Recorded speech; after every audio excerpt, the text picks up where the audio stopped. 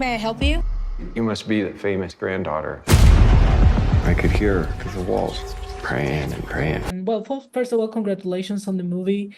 Thank you. It's amazing, and well, you have such a vast filmography and made so many films, and especially horror. So I would like to know what elements did you find in Rosario that felt new or fresh from the genre?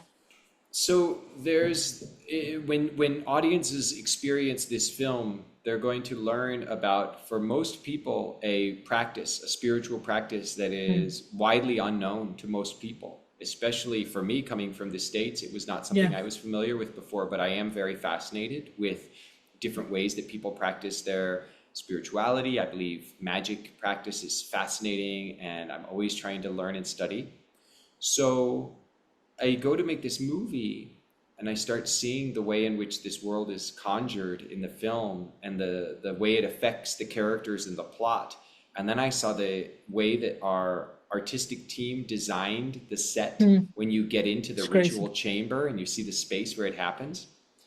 And I go, you know what this reminds me of? It reminds me of when I was younger and I was watching those films like The Evil Dead, or even the classic Hammer films like The Devil Rides Out, where people, playing around with ancient texts or ancient rituals who don't understand exactly what it is that they're encountering, can get caught up in what is a phantasmagoric and paranormal kind of wonderland. And that's exactly what Philippe did with this film. It's so really cool to look at this movie, and the mythology I think people are going to be really fascinated by when they start to learn.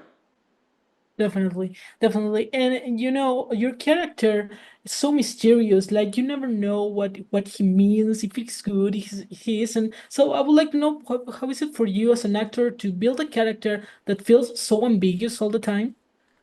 It is such a joy. It's such a pleasure. I love coming into a scene or into a story, into a world where you have the protagonist, like in this film we have Rosario, and she is a woman on a journey. She's uncovering a mystery, not only about the world around her, but about her own self and her own life and her own family and her own bloodline.